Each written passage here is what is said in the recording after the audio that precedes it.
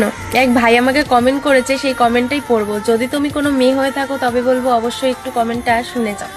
ভাই বলেছে, দিদি আমি প্রবাসে চলে এসেছি শুধুমাত্র আমার প্রিয় মানুষটাকে ভালো রাখার জন্য।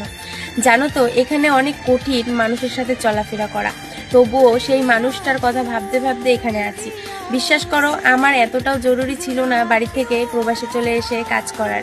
নয়তো আমি যদি সিঙ্গেল থাকতাম, যদি আমার কথা ভাবতাম, তাহলে আমি বাড়িতেই থাকতে পারতাম।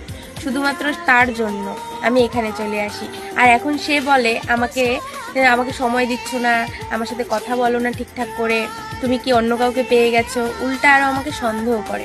জানি না আমি কি করব, তো এটা নিয়ে কিছু বলো।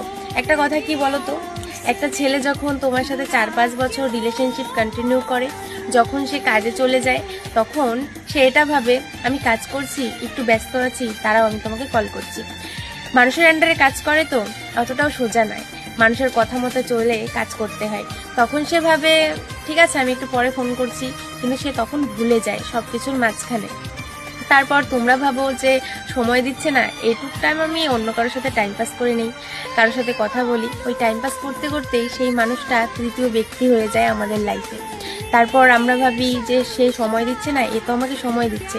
মিষ্টি মিষ্টি কথায় আমরা ভুলে সেই মানুষটার হাতটা ধরে সেই মানুষটাকে ছেড়ে দেই, যেই মানুষটা আমাদের জন্য এত দূর চলে যায়, কাজ করে, সব কিছুতে তারা আমাদেরকে চিট করে না, লয়াল থাকে। কিন্তু একটু সময় কমে যায়, কারণ সে ভাবে যে ভাই আমি যেই মানুষটার সাথে থাকবো বলেছি সেই মানুষটাকে আমি বিশ্বাস করি, ভরসা করে। সে ভাবে আমি যেই মেয়েটাকে ভালোবাসি সেই মেয়েটা আমার জন্য লয়াল, সে কোনোদিনও আমাকে চিট করবে না। আর সেটাই তাদের হয়তো সব থেকে বড় ভুল, তাই না? না আমি এই কমেন্টটা সেই ব্যক্তির কাছে যাবে কিনা, সে আদৌ এই ভিডিওটা দেখবে কিনা, তবে এই কমেন্টটা করার আগে একটা কথাই বলতে চাই যে মেয়েরা এরকম কেন করে, একটা ছেলের জীবন এইভাবে কিভাবে নষ্ট করে দিতে পারে। তো ভাই একটা কমেন্ট করেছে, সেই কমেন্টটাই তোমাদের সাথে তুলে ধরবো, সেটা নিয়ে আমি কিছু বলতেও চাই, একটু শুনি, কমেন্টটা শুনে যাও। ভাই বলেছে, দিদি জানি না অনেকটা তীব্র ইচ্ছা নিয়ে তোমাকে আমি কমেন্ট করছি, জানি না তুমি পড়বে কিনা, তবে একটা কথাই বলতে চাই, হয়তো তোমার ভিডিওটা আস্তে আস্তে আমি দুনিয়াতে থাকবোই না। তবে হ্যাঁ, সবাইকে সাবধান করে দিও। একটা কথাই বলতে চাই, তোমার ভিডিও অনেক ভালো লাগে আর তোমার কথাগুলো আমার মন ছুঁয়ে যায়। জানি পৃথিবী ছেড়ে যাওয়ার ইচ্ছা আমারও নেই, তবে সে আমাকে এইভাবে ঠকিয়েছে, এইবার আর বাঁচার ইচ্ছে নেই। ফ্যানের দিকে তাকিয়ে তোমাকে কমেন্ট করছি, হয়তো কমেন্টটা করেই ঝুলে যাব সেই ফ্যানে। তবে একটা কথাই বলতে চাই, মেয়েরা এরকম কেন করে?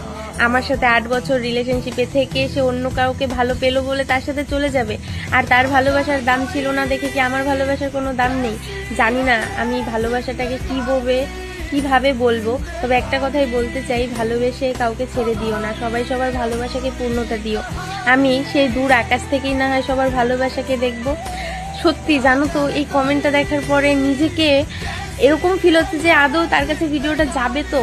তবে আমার খুব কাছের একজন মানুষ বলেছে সত্যি রিলেশনশিপ বেশি দিন কন্টিনিউ করতে নেই। তবে হ্যাঁ, এই কমেন্টটা পড়ে বুঝতে পারলাম রিলেশনশিপ বেশি দিন কন্টিনিউ করতে করতে সেই মানুষটা যদি বেটার পায় তবে তাকে ছেড়ে দিয়ে অন্য কারোর হাত ধরে ফেলে। তাই এই 2-3 দিনের প্রেমগুলোই ভালো, 2-1 মাস প্রেম করো, তাকে বিয়ে করে ফেলো, এটাই বেস্ট। আর একটা কথাই বলতে চাই, নারীরা সত্যি অদ্ভুত হয়, তাই না? এক পুরুষকে ঠকিয়ে আরেক পুরুষের বুকে মাথা রেখে সারা জীবন কাটিয়ে দেয়, আর কেউ টেরও পায় না।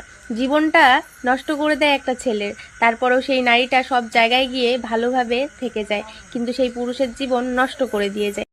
সে আবারও আমায় ঠকিয়েছে, সে আবারও আমায় ঠকিয়েছে, সে অন্য কারোর প্রেমে পড়েছে। নতুন করে সে তাকে এটা বলেছে আমি তোমাকে ছাড়া বাঁচবো না, এই কথাটা সে আবারও কবর দিয়েছে। সেও নাকি ঠকে গেছে তার সাথে কথা বলে।